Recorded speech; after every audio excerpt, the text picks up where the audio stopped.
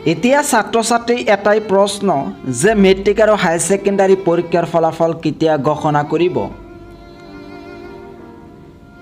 এতিয়া ছাত্ৰ-ছাত্ৰীসকলে মেট্ৰিক আৰু হায়াৰ ছেকেণ্ডাৰী পৰীক্ষাৰ ফলাফলক লৈ চিন্তিত হৈ আছে। ইয়াৰ মাজতে মেট্ৰিক আৰু হায়াৰ ছেকেণ্ডাৰী পৰীক্ষাৰ্থীৰ বাবে আহি পৰিছে এটা ভাল খবৰ। ইতিমধ্যে অসমৰ মুখ্যমন্ত্ৰী ডক্টৰ হিমন্ত বিশ্ব শৰ্মাই মেট্ৰিক আৰু হায়াৰ ছেকেণ্ডাৰী পৰীক্ষাৰ ফলাফলক লৈ এটা টুইট কৰা পৰিলক্ষিত হৈছে। ইতিমধ্যে অসমৰ মুখ্যমন্ত্ৰী ডক্টৰ হিমন্ত বিশ্ব শৰ্মাই মেট্ৰিক আৰু হায়াৰ ছেকেণ্ডাৰী পৰীক্ষাৰ ফলাফলৰ চূড়ান্ত তাৰিখ ঘোষণা কৰিছে। এতিয়া মই ডক্টৰ হিমন্ত বিশ্ব শৰ্মাৰ টুইটাৰ একাউণ্টত আহিছোঁ। ইয়াতে এইটো হৈছে ডক্টৰ হিমন্ত বিশ্ব শৰ্মাৰ টুইটাৰ একাউণ্ট। এই বছৰ মেট্ৰিক পৰীক্ষাত বাৰে বাৰে প্ৰশ্ন কাকত ফাদিল হোৱাৰ বাবে ছাত্ৰ-ছাত্ৰীসকলে পৰীক্ষাত ভালদৰে লিখিব পৰা নাই। ইফালে অসমীয়াৰ লগতে বহুকেইটা ছাবজেক্টৰ প্ৰশ্ন কাকত টান হৈছিল। সেইকাৰণে এই বছৰ ছাত্ৰ-ছাত্ৰীসকলে মেট্ৰিক পৰীক্ষাত ভালদৰে লিখিব পৰা নাই। ইফালে হায়াৰ ছেকেণ্ডাৰীৰ প্ৰথম প্ৰশ্ন অৰ্থাৎ ইংৰাজী প্ৰশ্নটো বহুত টান হৈছিল। ইংৰাজীৰ যিটো প্ৰশ্ন কাকত আছিল সেই প্ৰশ্ন কাকত এক অদ্ভুত ধৰণৰ আছিল। এতিয়া সন্দেহ কৰা হৈছে যে এই বছৰ মেট্ৰিক আৰু হায়াৰ ছেকেণ্ডাৰী পৰীক্ষাত বহু ছাত্ৰ-ছাত্ৰীয়ে ফেইল কৰিব।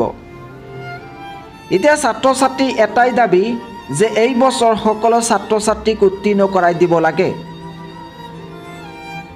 এই বছৰ গ্ৰেছ মাৰ্ক দি হ'লেও সকলো ছাত্ৰ-ছাত্ৰীক উত্তীৰ্ণ কৰাই দিব লাগে, এই দাবী উত্থাপন কৰিছে ৰাজ্যৰ লাখ লাখ শিক্ষাৰ্থীয়ে।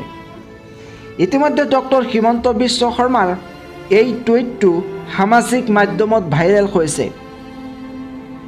ইয়াতে ওপৰত লিখা আছে হিমন্ত বিশ্ব শৰ্মা, তাৰ তলতে লিখা আছে result of HSLC and HS will be announced on 15 May 2023.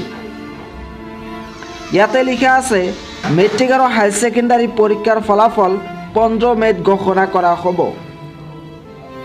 ইতিমধ্যে এই টুইটটো সামাজিক মাধ্যমত ভাইৰেল হৈছে।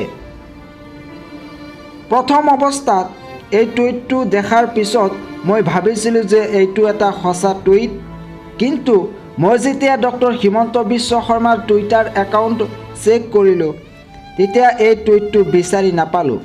অৰ্থাৎ এইটো হৈছে এটা ফেক টুইট।